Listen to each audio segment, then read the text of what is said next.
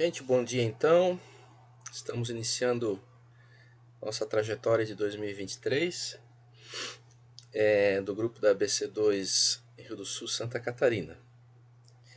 Quem está aqui comigo hoje é o nosso pastor aqui em Rio do Sul, pastor Marcelo. Agradeço a presença. Bom dia a todos que eventualmente estiverem. Bom dia, boa tarde, boa noite, né? Não sei.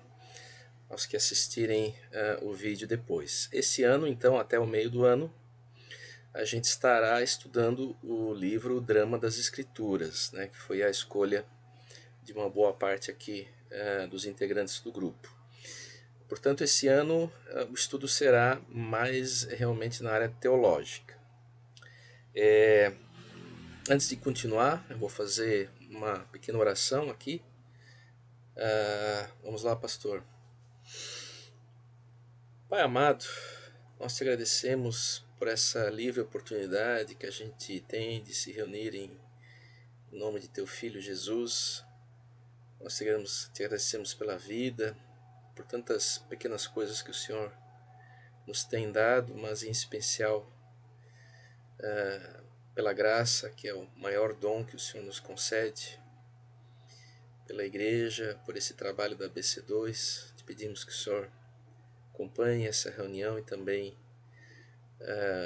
todos os outros grupos de estudo também que hoje se reúnem, que estão agora reunidos. O Senhor abençoe todo esse trabalho, que ele possa frutificar também para o teu reino. Abençoa a tua igreja também, que estará te louvando, te cultuando esse fim de semana, Pai. Amém. Eu lembro aqui de início o primeiro versículo bíblico. No princípio criou Deus os céus e a terra. Esse versículo depois é ecoado por João em alguns textos e de certa forma ele serve de mote para a nossa abordagem de hoje. Lembrando que a gente vai ter aí uns 20, 30 minutos de uma pequena exposição, que hoje está a meu encargo, pois eu e o pastor vamos aqui debater, conversar. E eu vou agora já apresentar aqui e já partir para essa etapa. O vídeo depois estará disponível no canal Ponto da Audição, onde eu tenho por enquanto deixado os vídeos aqui do grupo local. O autor, ou na verdade os autores,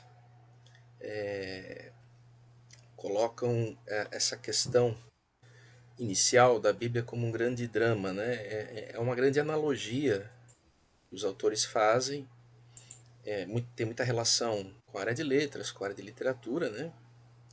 Trazendo toda a organização que nós temos hoje da Bíblia como um grande drama. É interessante pensar, em primeiro lugar, que sem contexto é difícil significar, né? Os autores dão ali uma explicação, dão exemplos, né? Mas eu acho que é muito tranquilo a gente pensar que determinadas falas, determinados conceitos, sem você estabelecer o ambiente onde isso foi dito, a época onde isso foi dito, por quem foi dito, como eram essas pessoas que disseram o que disseram, fica muito difícil a gente entender. Eu gosto muito do exemplo do verbo dançar, né? Porque você pode dizer o fulano dançou, como realmente o significado literal, mas você pode também estar se referindo ao o fulano se deu mal, ele se equivocou em alguma coisa. E aí só o contexto é que vai explicar qual é o real sentido. Mas o que os autores querem dizer é que o ser humano, para entender a sua vida, o seu próprio drama, se ele não consegue se colocar a partir, se posicionar dentro de um contexto amplo, fica também difícil significar a sua própria vida, dar sentido à sua própria vida. Os autores dizem na página 22 que uma história é o melhor modo de você falar sobre como o mundo realmente é. Claro, as histórias sempre um recurso dos mais fantásticos. Pastor, né, que está aqui comigo, sabe que um sermão que você pode ilustrar com uma boa história, ele ganha uma vivacidade, às vezes até uma relevância, uma compreensão diferenciadas, né? Eu, como professor, também sei da importância de se poder contar uma boa história para ilustrar algum ponto. E aqui eu trago uma referência externa do Joseph Campbell, que me marcou muito a leitura dos livros dele. Ele diz que todos, apesar de ser uma abordagem crítica do cristianismo, né? Ele é um dos grandes estudiosos de mitos, né? Do século XX. Apesar de então ser uma abordagem que faz um grande questionamento ao cristianismo, o que a gente percebe é que ele também entende que as pessoas não conseguem viver sem uma história que direciona a sua vida. Pode ser que elas não se deem muito conta, mas lá no íntimo todos têm um determinado mito que conduz a sua compreensão de si mesmo no mundo, né? Esse aspecto eu acho que é importante e dá um destaque. Eu acho que essa abordagem dos autores nesse livro, né? Compreender nossa vida como um drama dentro de um contexto mais amplo, dentro de um grande drama. Eles lembram o Terêncio,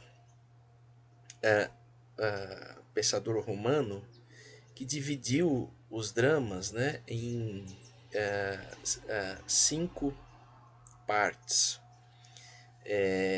Contexto, conflito, ação principal, clímax e resolução. Os autores até vão propor depois uma divisão em 6, né, mas eu creio que essa abordagem, quando a gente lê outros livros que não a Bíblia, né, a gente percebe peças teatrais, filmes, né, a gente percebe toda essa divisão muito nítida. Em especial, aqui eu lembro também que se costuma citar o Triângulo de Freytag, né, que é a escalada de uma ação que vai se desenvolvendo até um clímax e logo depois o relaxamento, a resolução dessa tensão. Em música também existe essa, especialmente na forma sonata, né, na época clássica ali de Mozart, Beethoven e assim por diante, também a música possui um clímax, né? Ela também é, de certa forma, um drama. Pois bem, mas dentro dessas várias perspectivas de dramas, sendo que não existe uma única forma de compreender a Bíblia, a questão passa a ser a seguinte: que autoridade tem a Bíblia sobre outras histórias, sobre outros dramas? E aí os autores fazem alguns comentários nesse sentido, né? Acho que seria importante aqui começar com aquela tradicional fábula hindu de 6 cegos encontrando um elefante. Ora, se são cegos, cada um vai caracterizar o elefante, já que é um animal grande, pela parte que conseguir tocar, né? E de certa forma, essas chamadas metanarrativas, né? Elas, portanto, são competitivas. Eu lembro muito aqui da própria metanarrativa marxista, não de forma nenhuma desdenhando totalmente da obra de Marx, não se trata disso, mas o materialismo histórico que depois se desenvolveu, inclusive traçava um futuro, uma certa escatologia, né? Um dia haverá uma sociedade comunista em que o proletariado governará o mundo, etc., né? E aí viveremos todos bem, em paz nesse novo mundo. A partir do iluminismo, especialmente, se desenvolveu um humanismo, ou seja, uma visão antropocêntrica, e que passou, claro, a competir com a narrativa bíblica, né? Essas dentro desses dramas, né, os autores, portanto, chamam atenção para essas metanarrativas que seriam as histórias fundacionais. Né? Quer dizer, ah, basicamente é tradicional também hoje em dia a gente pensar nas grandes perguntas, né? De onde vim, por que estou aqui, para onde vou. Né? Essas perguntas guiam as grandes metanarrativas. Só que, na visão dos autores, não é possível você ter mais de uma metanarrativa. Justamente porque uma metanarrativa trata de. Meta, aqui no sentido, o prefixo meta, nesse caso, trata de uma narrativa ampla, que perpassa todos os aspectos da nossa vida, toda a história humana. Né? Então você não pode crer e posicionar sua vida diante de duas metanarrativas. Né? Eu diria que até uma narrativa pode trazer aspectos iluminadores uma para outra, mas não que você vá viver sua vida baseado, por exemplo, em acreditar em Deus e ao mesmo tempo não acreditar em Deus. Não é possível. A partir do momento que a gente acredita em Deus, no Deus da Bíblia, a gente está se colocando a partir de uma grande metanarrativa. E os autores trazem, então, a frase do N.T. Wright: a Bíblia é a verdadeira história de todo mundo. E como é difícil e como é oportuna também essa reflexão, visto que, por exemplo, a gente tem uma enxurrada aí de questionamentos à própria cristandade hoje em dia. Né?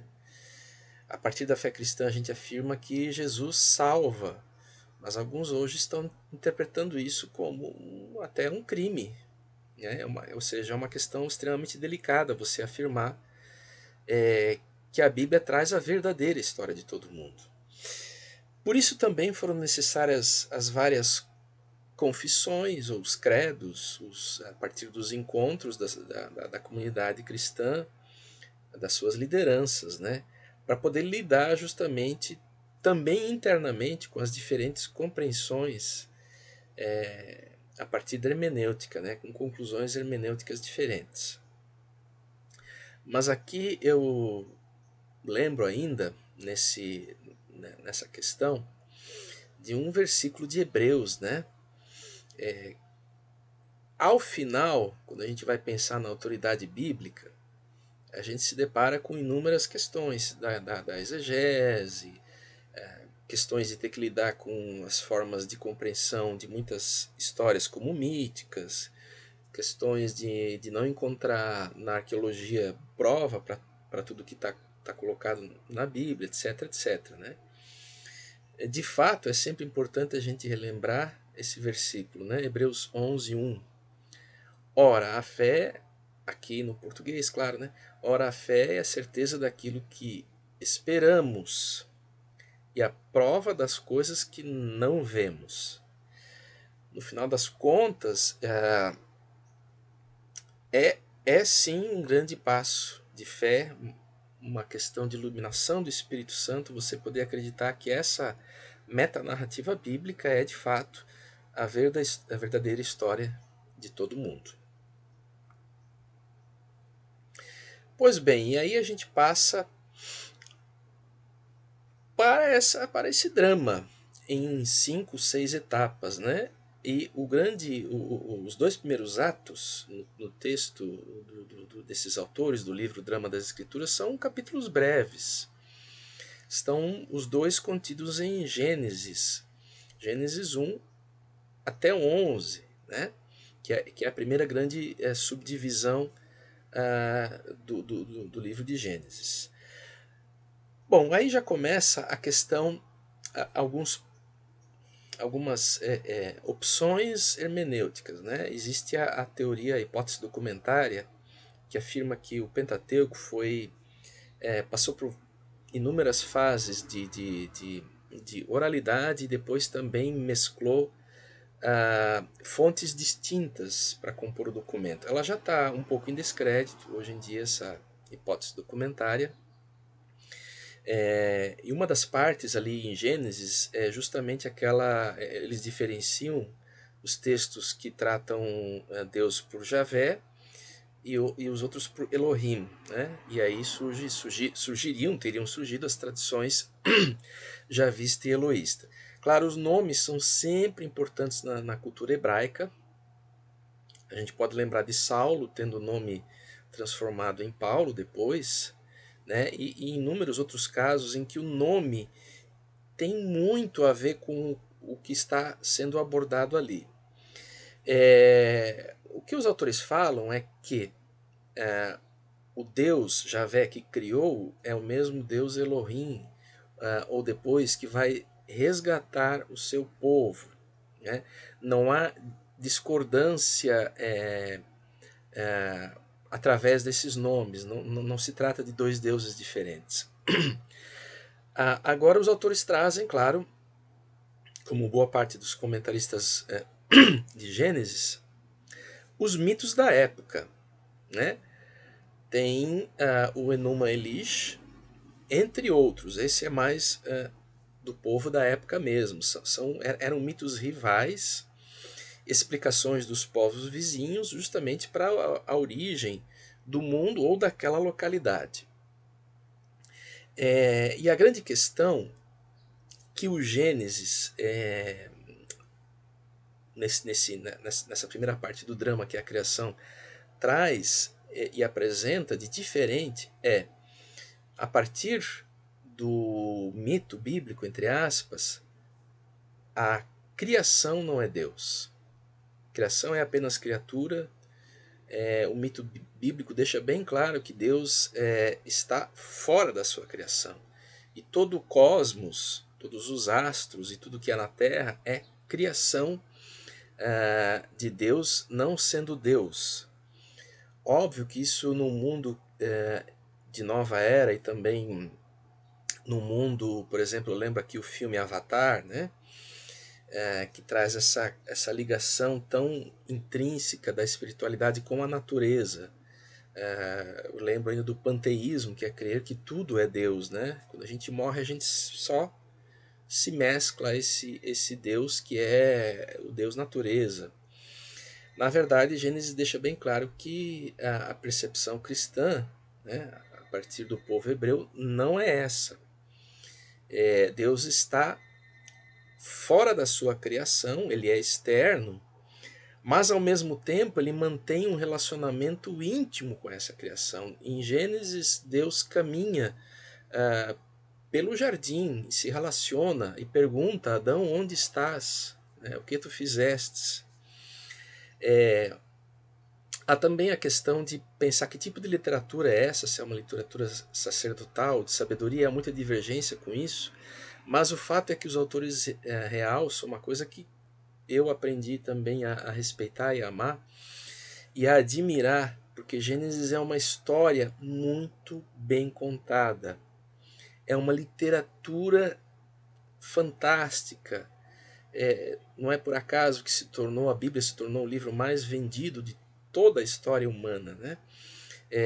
Também, não apenas pelas verdades, né, que coloca, mas também pela forma como conta essa história.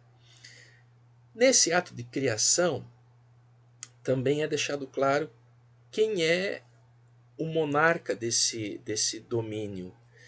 Quando o escritor de Gênesis diz haja luz e houve luz, né? Ou seja, pelo Logos, pela palavra, o mundo vem à criação, se percebe que nesse ato de criação que estabelece lá na ideia do Terêncio, né, o contexto, Gênesis estabelece o contexto desse drama das Escrituras. Esse cosmos, que é o contexto de todo esse drama, é o domínio de Deus, o domus de Deus. Né? Tem a questão do uso do plural, façamos o homem a nossa imagem e semelhança, já partindo aí para o momento em que Deus cria o homem, né, como ápice da sua criação. Eu já ouvi comentaristas dizendo que se trata de um plural de modéstia, assim, os autores do livro Drama das Escrituras tratam isso como a possibilidade de haver outras entidades celestiais. Alguns autores vão dizer, não, é a Trindade que está ali criando o mundo, e João depois vai retomar essa ideia o Logos de Deus, Jesus Cristo, estava ali já criando o mundo, né? É, enfim, eu não tenho conhecimento suficiente para decidir essa problemática ou por fim nessa questão. Mas o fato é que de todas as coisas criadas vai surgir um personagem. Gênesis apresenta um personagem que é a humanidade através de Adão. E a gente trata isso como Imago Dei, o homem é o ápice da criação. Essa questão de Imago Dei, alguns autores inclusive referem assim. Em Roma, muitas vezes se construíam estátuas, ou esqueci o nome, uma edificação alta, né? Mostrando que ali era a posse daquele rei. Estava representando o imperador ali nos vários lugares. De certa forma, sendo a imagem de Deus naquele lugar. E muitos autores também falam que aí está quando Deus diz que o homem vai viver ali naquele jardim, vai cultivar aquele jardim, se estabelece a teologia do mandato cultural. De certa forma, o homem é o ápice da criação e a ele é dada a cogovernança. Ou seja, o homem tem um papel especial na criação. Veja que isso também vai de encontro, e não ao encontro, mas de encontro a muitas ideias da ciência biológica que tratam o homem apenas como mais um ser da natureza, alguém que não tem um lugar especial. Isso vai de encontro também à própria atitude de muitas pessoas que baseiam hábitos alimentares, né? Contraditoriamente, ao meu ver, mas isso é uma opinião pessoal, no fato de que animais seriam tão importantes como nós, e por isso a gente não pode consumi-los. Vai de encontro também ao próprio endeusamento, na cultura hindu, por exemplo, de animais sagrados, né? A partir da teologia de Gênesis, nesse grande contexto que Gênesis tão bem trata, o homem não, o homem tem um lugar na hierarquia importantíssimo, que é uma responsabilidade enorme. Adão pode nomear os animais, a natureza, mas nada disso é um endosso para um senhorio implacável, página 45 do livro, ou seja, uma grande crítica ao capitalismo, seja na compreensão de que nós vivemos um capitalismo tardio, enfim, um capitalismo da informação, ou qualquer outra compreensão desse momento da história. Mas o fato é que sim, o capitalismo faz parte do mandato cultural, mas não a ponto de que a gente destrua aquilo que Deus criou, ou que a gente explore sem repor, né? O homem deve dominar ao lado de Deus como co-governante e a partir do que Deus estabeleceu. É interessante pensar que no hebraico, quando o homem cria a mulher depois, né, da costela de Adão, os termos são ish e ishá, que a tradução mais próxima para o português seria como dizer homem e homena, né, pela semelhança. Ou seja, também a partir desse grande contexto, nós temos como questionar posicionamentos em relação à própria importância da mulher na criação, né? O homem é criado para a relação. Não é bom que o homem esteja só. O pastor estava comentando comigo até outro dia, né, pastor? Que toda a criação era boa, mas quando Deus viu que o homem estava só, ele não achou isso bom. Achou bom que o homem tivesse companhia. Esse cosmos só se realiza, o homem só se realiza com a presença da mulher, né? Pois bem, mas indo já adiante, para a gente poder conversar um pouquinho depois, tem um segundo link, né, que eu estou querendo, na verdade, fazer as reuniões mais breves, né, não passando, olha, no máximo 1h30, mas idealmente 1 hora e pouquinho. Se nós chegarmos a esse ponto, né, o pastor pode acessar outro link, mas eu desejo que a gente hoje possa ser breve também, para que no YouTube as pessoas possam ver todo o vídeo. Eu vou já passando então para o ato número 2, que é a queda. Em todas as histórias, o escritor tem que pensar que ele não escreve uma história, vai saindo escrevendo. Ele tem que pensar que em algum momento vai haver um problema, vai haver um conflito, né? Pensemos aqui na história de Harry Potter, né? Esse drama que se estendeu por anos e que, claro, enriqueceu a sua escritora, né? O conflito é dado porque Harry Potter, usando aqui apenas uma história que é bem conhecida, né? Ele não tem uma família e o seu arqui-inimigo quer matá-lo. Né? Desde o começo quer matá-lo. E toda a história se desenvolve e vai tentar resolver esse conflito inicial. Pois bem, passando agora para aquilo que cremos que é a nossa verdadeira história, no ato de criação, Deus diz a Adão e Eva: não comam daquela árvore que está lá no centro. Das árvores frutíferas, da árvore da vida, vocês podem comer, mas da árvore do conhecimento do bem e do mal, vocês não devem comer, porque certamente vocês morrerão. E aí se tem alguns indícios da origem misteriosa do mal. Eu falo misteriosa porque ninguém até hoje resolveu, né, esse grande problema de onde vem o mal. A gente já se pergunta, né, serpente, mas de onde veio a serpente, né?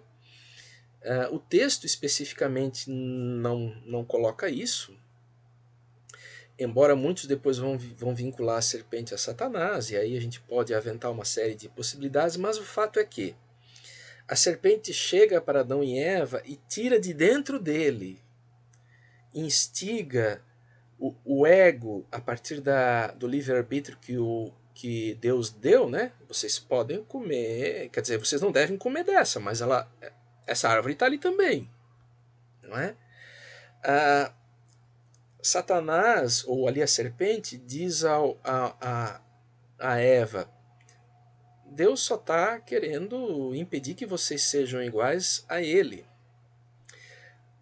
O conflito que se estabelece é que esses personagens, né, Adão e Eva, não vivem mais em paz com a criação da forma como tinha sido preconizada por Deus.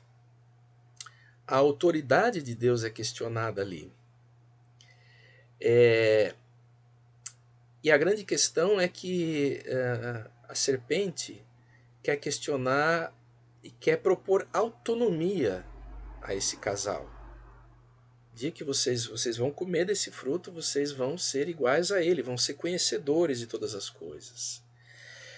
Mas o fato é que isso não dá certo, que Deus chega no ambiente, que o casal se torna consciente da sua nudez. Eu não vou aqui especular sobre o que seria nudez aí, mas eles têm vergonha, eles não estão mais em harmonia com Deus. Eles se envergonham de Deus naquele momento. Adão, onde estás? E a morte, claro, em Gênesis, ela não tem o sentido de morte física, né? Há uma punição, claro. Adão e Eva, Adão terá que conseguir o seu sustento com o suor do seu rosto, a partir do seu trabalho. Eva dará à luz com dores de parto. A serpente recebe a punição, a descendência da mulher esmagaria sua cabeça. Mas a morte não é a morte espiritual e nem a aniquilação da humanidade, né? Deus vem ao encontro desse ser humano. Ele cose roupas, né? Proteções para que o ser humano não se envergonhe mais. Ou seja,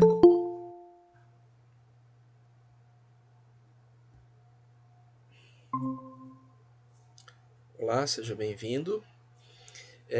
Deus, naquele momento, vai novamente ao encontro, não de encontro, mas ao encontro do homem, mesmo que há punições, que aí se estabelece um conflito, porque surge essa desarmonia, surge a possibilidade da morte física, né? Gênesis depois vai dizer que os dias do homem em determinado momento serão apenas 120. Há punições, mas não é o encerramento dessa história, é apenas um conflito. Toda a história bíblica vai mostrar depois, em sua essência, como que a humanidade vai lidar com o pecado humano, com essa busca por autonomia. Então, claro, eu vou parando já aqui, porque hoje a abordagem era dos Atos 1 e 2. Qual é o nosso contexto de vida dessa nossa verdadeira história humana? E qual é o real conflito desse nosso drama humano? Portanto, o conflito que o Gênesis apresenta é o conflito do pecado, e dentre eles a questão idolátrica de uma busca por autonomia, de viver em desacordo com aquilo que Deus nos traz. Muito bem, eu vou maximizar aqui, vou parar a apresentação. Não sei se ficou muito bem aqui o vídeo, mas a gente teria um tempinho aí para a gente dialogar um pouquinho. Eu vou aproveitar hoje bastante o pastor, né, que é um teólogo, estudioso, inclusive está nesse momento fazendo uma série de pregações justamente e maravilhosamente coincidindo aqui com esses Atos 1 e 2, né? Está trabalhando Gênesis, então ele deve estar afiadíssimo aqui em todas as questões, né? Então eu vou meio que ir perguntando um pouco, né? Provocando aqui o pastor. Pastor, Gênesis, um livro antiquíssimo, crucial, mas ele continua na sua teologia da criação que ele traz, né, sendo importantíssimo em diversas frentes e em diversas questões da nossa sociedade mundial, mas brasileira agora. O que o pastor pensa a respeito disso? Bom dia, então, Chuamba, e conforme você disse, né, quem vai posteriormente assistir. Gostei da apresentação, conseguiu condensar bem, né, os principais tópicos ali que o livro aborda.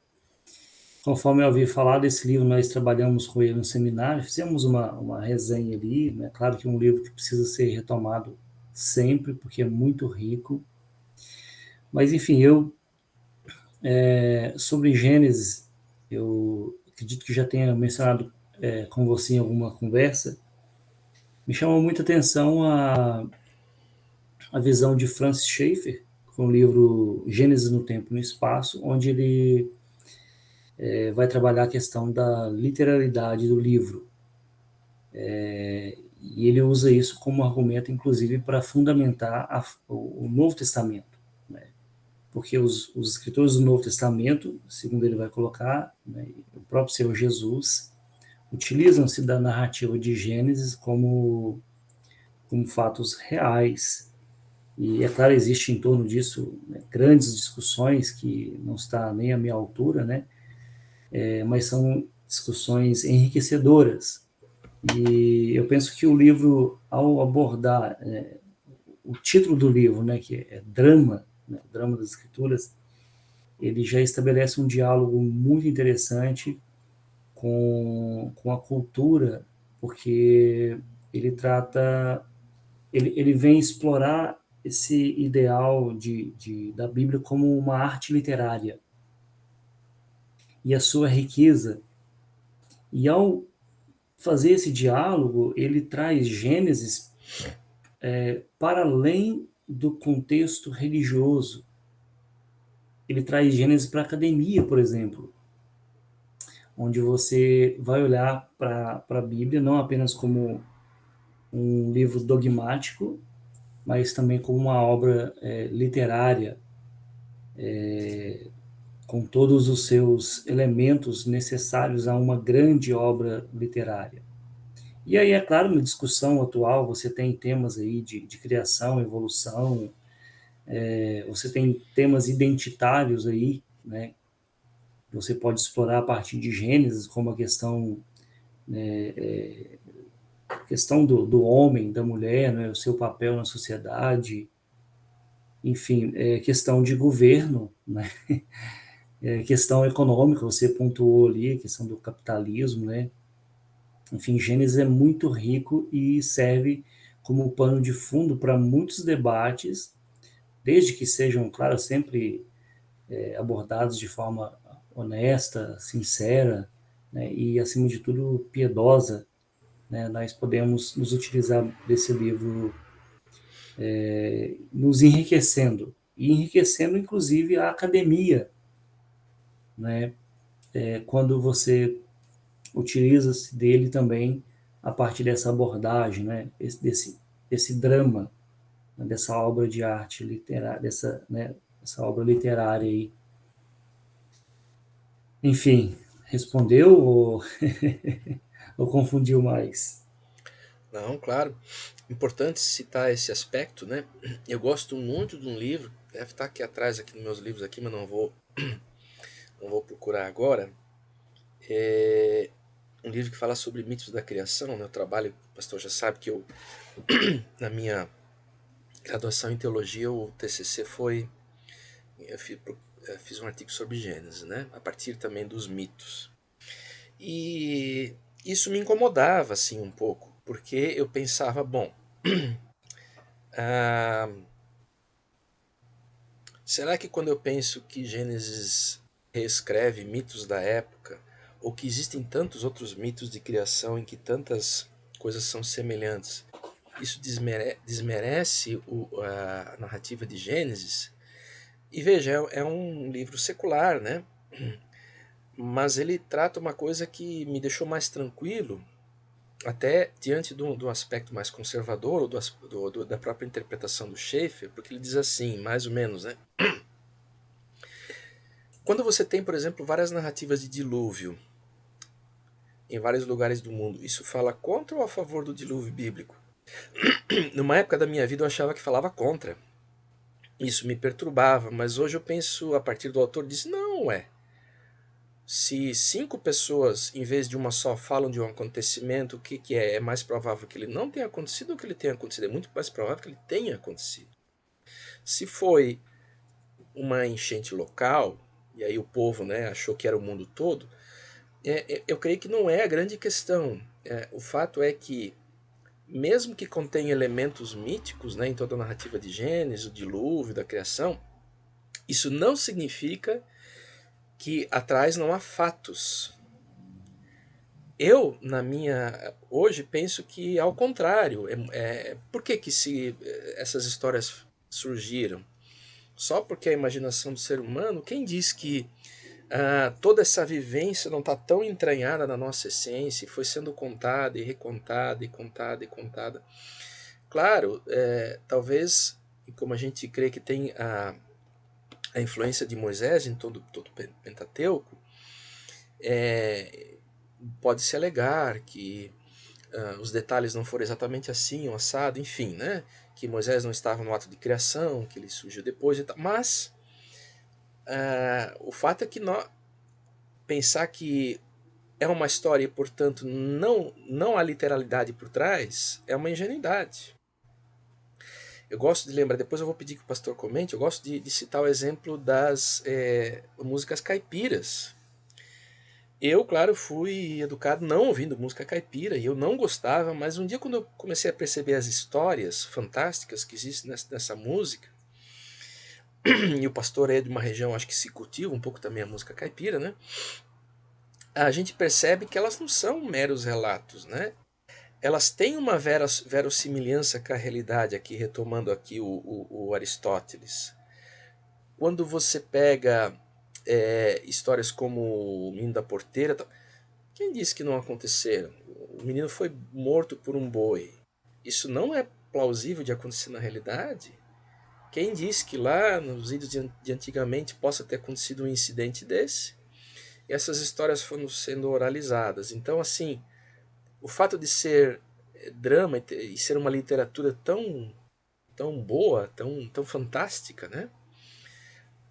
Não elimina que haja por trás disso fatos. Claro que aí a minha diferença é que eu creio que os fatos, né, aconteceram, foram sendo oralizados e há muito simbolismo ali em Gênesis, mas assim, não se pode ou seria ingênuo a partir dos estudos atuais crer que não há fatos, né, pastor?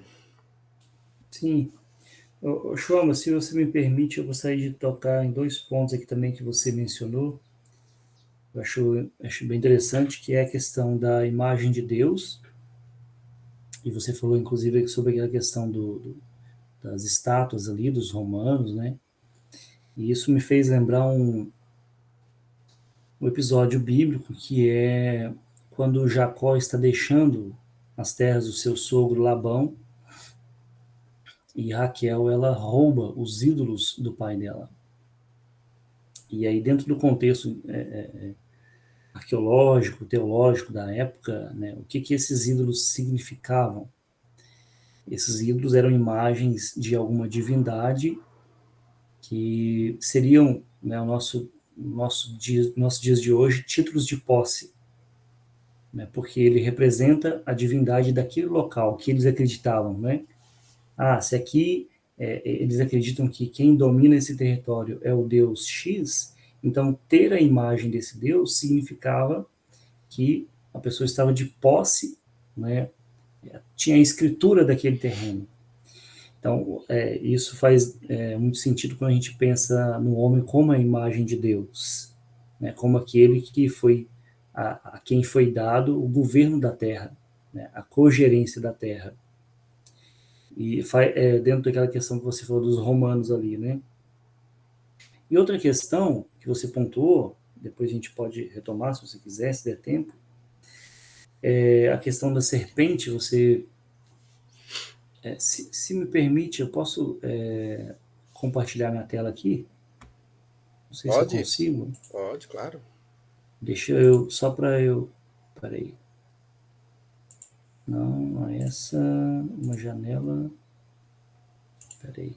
Deixa eu ver se eu consigo. Estamos ambos apanhando aqui do Essa aqui, ó. compartilhamento. Ver se você consegue ver aqui. É uma página do Logos Ah, sim, Software. aham. E eu coloquei aqui justamente a palavra serpente, né? Acho que dá para ver aqui em cima, né? Uhum. Serpente. E aqui ao lado, ele tem aqui, deixa eu ver se eu consigo aumentar. Ele tem aqui, né, a palavra serpente. Está sublinhado aqui, né, em laranja. Serpente é a mesma palavra que serafim. Olha que interessante. Aqui tem alguns textos aqui, né? Por exemplo, Números 21, ele vai trazer aqui os números, os textos, né, que usam essa mesma palavra com esse sentido também de serafim, que são seres celestiais, né?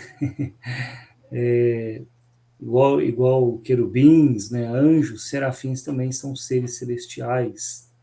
E aí quando faz muito sentido quando você desenvolvido, né, a noção da serpente ali como Satanás, né? Depois tem outros vários textos aí, mas a palavra serpente é a mesma palavra aqui no hebraico, né, que serafim, né? Só para a gente, a título de informação aqui do texto ali, né? O ser que tentou, né, não era qualquer um, né? Era um serafim, era um ser angelical, né, com poderes, né? E é claro que dentro da linguagem teológica e mitológica, né, da época, havia um significado profundo aí, né, para serpente. São só esses dois comentários que eu queria fazer, Chuamba. Exato. Muito bem colocado, né? É. O Russell Shedd tem um livro, O Mundo, a Carne e o Diabo, né? E, e de fato, alguns vão questionar que você não pode. Ali não é mencionado Satanás e tal. Mas assim, se a gente pensar, era uma força e era maligna. Quer dizer, não há, a partir do relato, né, como, a partir daquela história, como encontra essas duas questões. E é uma força que suscitou no homem a, a elevação do seu ego. Né? E, mas tá, eu vou ver se consigo catar aqui do pastor aí umas questões aí. Gênesis é muito atual em vários sentidos, como o pastor estava colocando. Mas o que o pastor pensa, por exemplo, quando a gente. Eu vou agora tocar aqui na questão do papel da mulher. Aqui eu não quero entrar tanto na polêmica LGBTQIA+, né? Eu não creio que vai dar tempo de a gente desenvolver isso com propriedade, mas o que nós podemos tirar a partir da forma como foi relatado, né? Sobre quem é a mulher na criação de Deus. Então, eu tive que estudar aí uns dias aí para falar sobre, na SAF aqui, né, em quinta-feira, sobre para que a mulher foi criada. Né? Nós discutimos a pergunta, né, porque surgiu a possibilidade de pensar por que a mulher foi criada.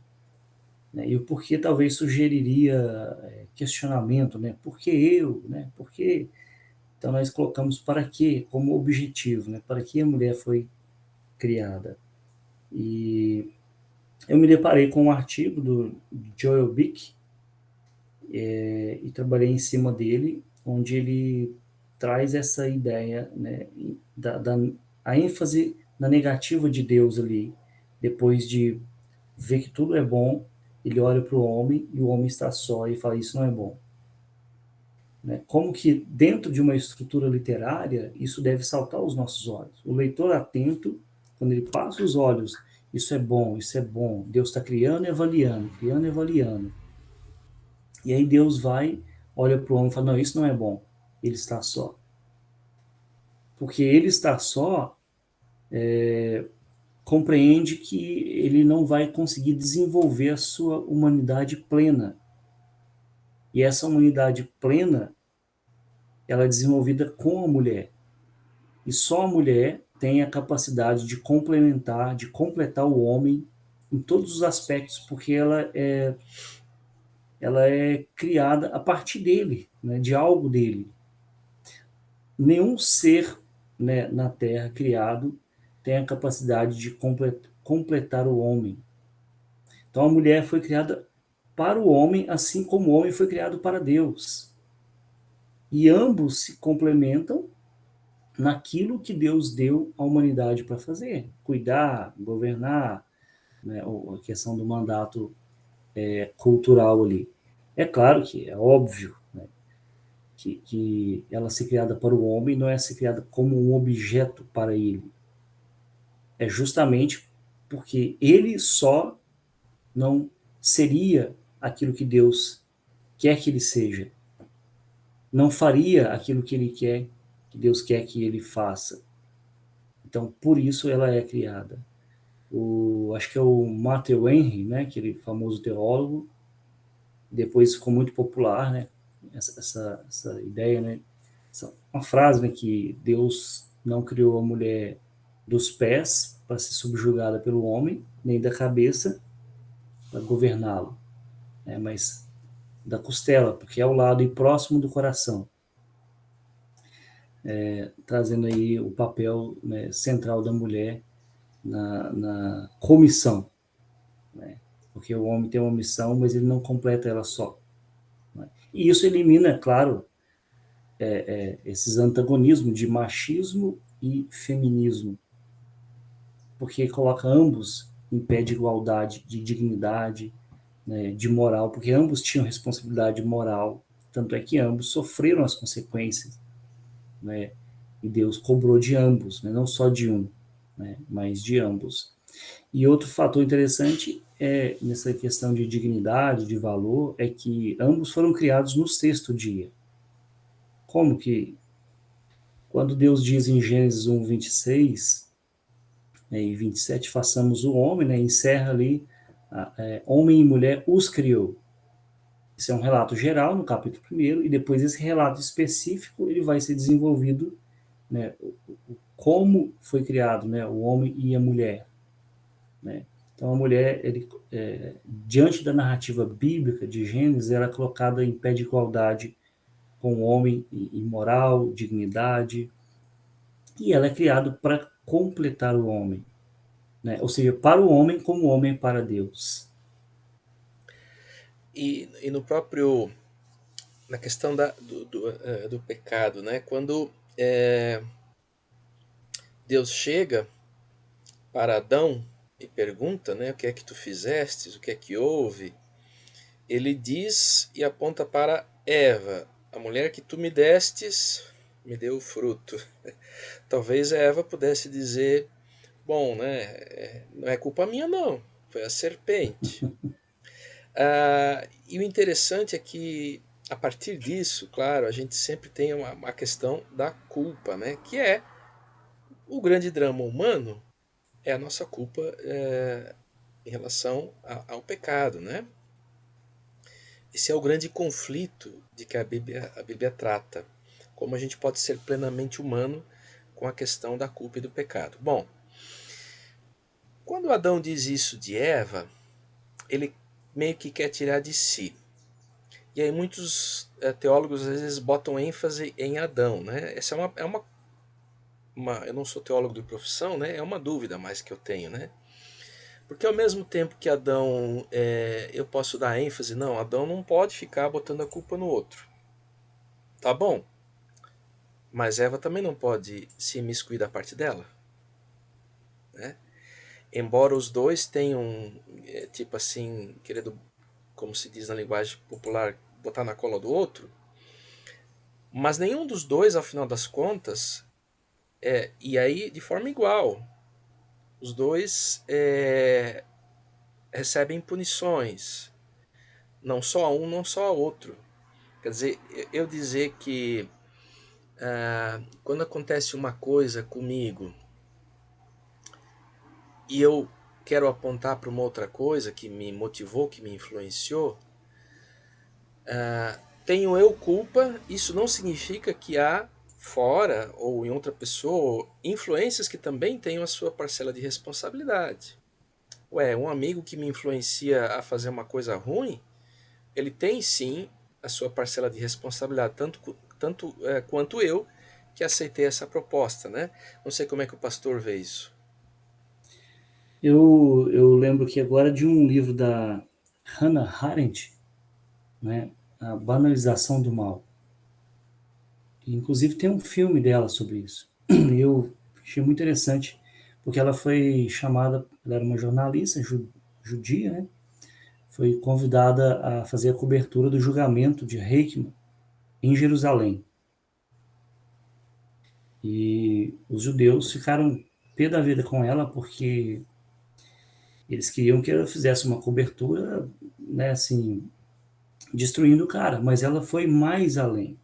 Ela foi mais profunda, porque o que ela viu foi justamente isso, a banalidade do mal. De que forma? Para ele, aquilo que ele fez, ele mereceria estrela, né, de condecoração, porque ele foi obediente a uma ordem. Ele estava simplesmente cumprindo ordens. E ela falou assim: poxa vida, isso aqui é a banalização do mal. É quando você perde, né, aquilo que nos caracteriza como seres humanos. Né? E aí você vê esse lançar no outro a responsabilidade de si, ele é muito presente ali. Né? O Adão lança para Eva, que lança para a serpente. E ninguém assume a responsabilidade. Eu, nessas aulas que eu estou dando de ensino religioso, outro dia